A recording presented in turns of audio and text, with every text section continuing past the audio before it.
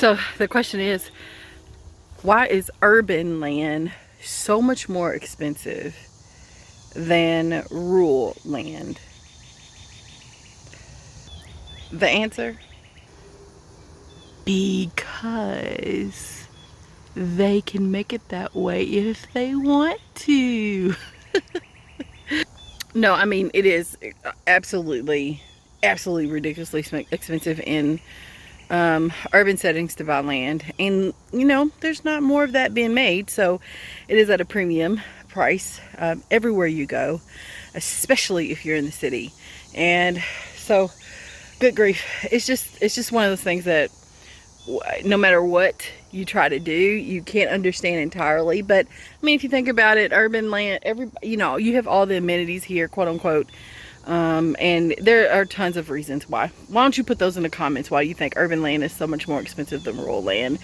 But we know that in rural areas, a lot of the land is underdeveloped, right?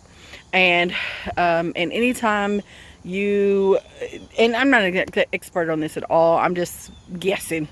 You know, you put structures on a land, you create water lines and gas lines and electricity and all this other stuff. It adds value to the land. And so when you don't have any of that on the land, you maybe are more likely to pay less per acre than you are in the city. And so anywho, let me just catch you up on some things that have been happening, because I know I have not posted videos in like a week or two, probably, maybe 3. I apologize. It's just been crazy. And so forgive me. But I know, you know, I have to give myself permission to just back off sometimes, because you can only do what you can do. Anywho, I completely and utterly, you know, am surrounded by urban land, right?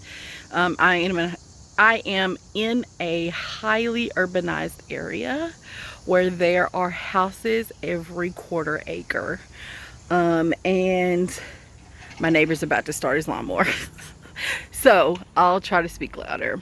But here, you know, you get these small pieces of land.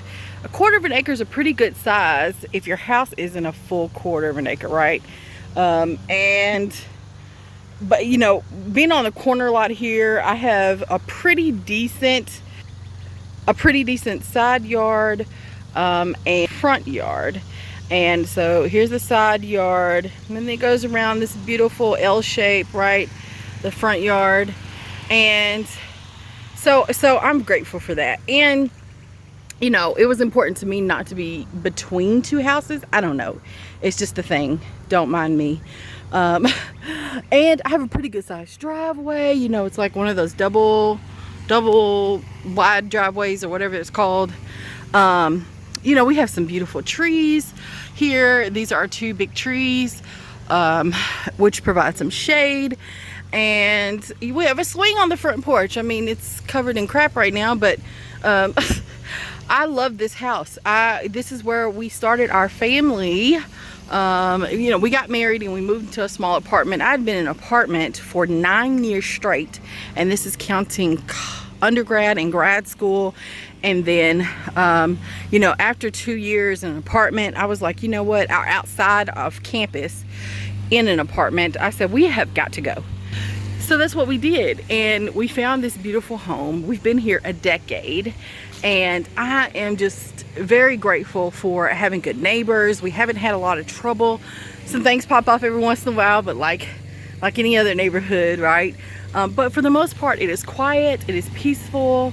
We try to take care of our space the best we can. Things get a little messy and out of control around here, but my neighbors don't seem to mind that. I do talk to my neighbors, so including the guy that just moved across the street. We had a great relationship so far. And you know, he caught somebody stealing my daughter's bike the other day, Little Big Girl Farmer's bike, and he came and told us real quick, and we got the bike back. But that's the first time that's happened in 10 years. So I don't know what's going on around here with these children. But they bored. That's what's going on. They're bored. And so that leads me to a couple of things that I've been working on. And I've probably mentioned some of this stuff before, but I'm going to tell you again, just for those that are joining us for the first time, thank you so much for joining us. And if this video is upside down, I'm so sorry, because I don't know why. The numbers are upside down, so it might be upside down. Crap. Sorry, y'all. I'm using that footage. It's hard doing videos, and I don't want to record it. Okay, so I don't want to re-record it. So anyway, these children are bored. There's a whole lot of issues going on in our communities, and some of us, you know, sit back and talk about it. We try to come up with solutions, but we never tell them to anybody. You know, it's just in conversation. Some of us sit back and just complain all day about it and never do anything about it. Some of us just stir up trouble, right? And we join the team of misery, and misery loves company. And some of us actually try to just go for it, right? And no matter what happens, we just want to take a shot and see what's going on. And so I've been all of those people, all of those people in just the past week, even. And so I'm just trying to like reflect on things here lately and what is really going on in this neighborhood that I live in, the city that I live in, and my capacity to deal with the tomfoolery. And so I'm kind of gauging where I am right now, and I'm quite stressed out. I'm quite anxious. I haven't spent a lot of time in the garden lately, and anybody else feel like when that happens, you just kind of lose it? Like you really get to that point where you're out of control. Like everything is out of control. You're not very patient. You're easy to snap at people. Yeah, your anxiety's high. You're just not loving on yourself, and you know that, you feel it, but you kind of get to that point where you just don't know where to start, where to begin, where to stop even. Yeah, I can attest to that. And so that's kind of what this past week or two has been. I've had to take a deep breath, more than 7 deep breaths at a time, to be able to calm down and refocus. And so one of the things that I've been working on a lot lately is this concept of a community food park. The idea is that we have farmers farming 10 acres of a golf course that no longer functions as a golf course, and then the other acreage can be utilized for multi-purpose reasons. So we have splash parks, we have walking trails, picnic tables, maybe a covered pavilion where we have live music and entertainment. You know, we're kind of outgrowing our spaces here where I live, in our communal spaces, and so we're really cool to have like extension of the communal spaces that are already existing. And so you know, why not have this? Now the community food park piece with the farmers on 10 acres, we live in a food desert. There's no grocery stores within our city limits, and I live in an independent city of a metro area, okay? And so it has its own mayor, own city council, and so we're trying to solve multiple issues with this concept of a community food park. And so why not, you know, that's one thing that's kind of on my table. So I have the 2 farm organizations that are ready to move and make this location their permanent home and farm there for our community and their neighbors as well, their families.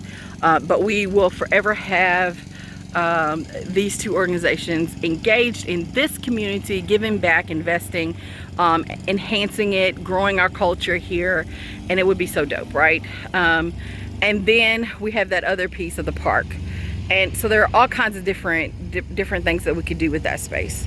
So I've just been, this concept and this discussion has been going on since December of 2021, and it just seems like you would think that things would just a bit quicker than normal, but are not even normal than they are right now, but that is not the case. But we're gonna hang tight and just see what happens. The other thing is I'm looking for a job. So the farm is doing well. Everything is growing well. We are selling at farmers markets, and yes, I said markets with an S. This year we're taking a stab at 2 markets. I love the direct contact with clients. I love engaging with everyone and talking to everyone, and I love to hear what they think about microgreens and how things are going. Good God, look at this. And how they're using those dishes. I love to hear you know, all those things. So I just don't think I will ever stop you know, doing farmers markets. I might one day, but right now that's the plan, and I love it. And so hello, Anaheims. So we want to keep doing the markets. Oh, there's some little blossoming right there. Gosh, Cucumber Island here mixed with cantaloupe, honeydew melon, and some watermelons are in there too, y'all. And so anyway, I'm looking for a job, a full-time job. We stumbled across another 14-acre plot. Well, the first plot was 10 acres in 2020, and now we've stumbled across the 14-acre plot with a gorgeous home, and I would love if my family could reside there and also build our legacy there. And so, you know, the opportunity has arisen again, and so we're trying to figure out, you know, what we need to do to come up with a plan again about how we can purchase this property right outside an urban neighborhood, you all. And I mean, literally it's 2 miles, a little bit over that, from my home, but not that far. And so what we found out was, because of rising costs, because of inflation, because of my husband's current situation with his job, that I'm going to have to get a job. And I have not been in the workforce, oh no, what happened here, for over just almost 7 years.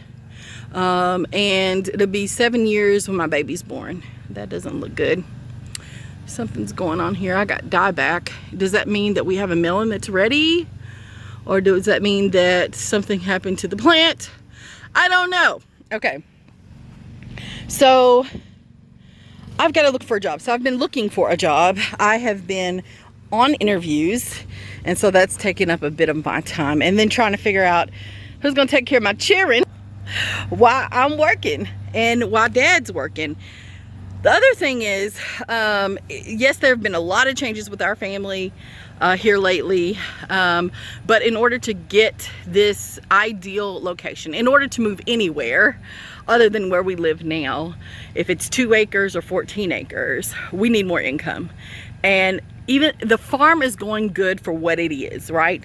But I have to grow the farm, the gross income here. And so while I'm figuring that out, though, it just seems like getting a job makes more sense, even if it's just for a year. I try to put in 2 years or more at a job wherever I go. Well, these beans need to be picked today. Yeah, they're starting to get. Yeah, these beans need to be picked today. These are Kentucky Wonder pole beans. Anyway, so yeah, getting a job is going to be what we feel like is the answer right now. And so hopefully my sister and her sweet family decides to move up here with us. I don't know. That will be a journey in itself, and you all will meet her again. She's been on a few videos before. But my twin sister, and yeah, it's the mushroom basket tomato right there. And so looking for a job and trying to figure out a plan so we can actually purchase some property that keeps, you know, these beautiful pieces of land coming around. It seems like the trend is every 2 years. Then we you know, I'm ready. So we'll see.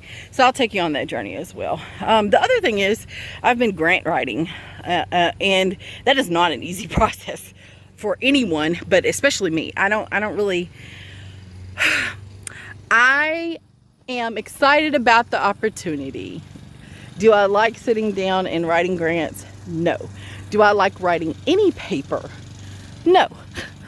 I'd rather just tell you about it. But anyway, the things you have to do, right? And so, yeah. So, and then, you know, I haven't even told you about being a mom and a wife. So my husband and I just celebrated 15 years of marriage on the 14th. 17 years together, and we didn't even really celebrate. That's a whole nother story. But I'm grateful for his partnership, and my life is good. My life is good. I could complain, y'all, but good grief, who got time for that? So anyway, I just wanted to give y'all an update. Thank you so much for hanging in there with me. It's good to see everyone swatting mosquitoes. Love you, and I'll talk to you soon. I swear. I will. I really will. Bye, y'all.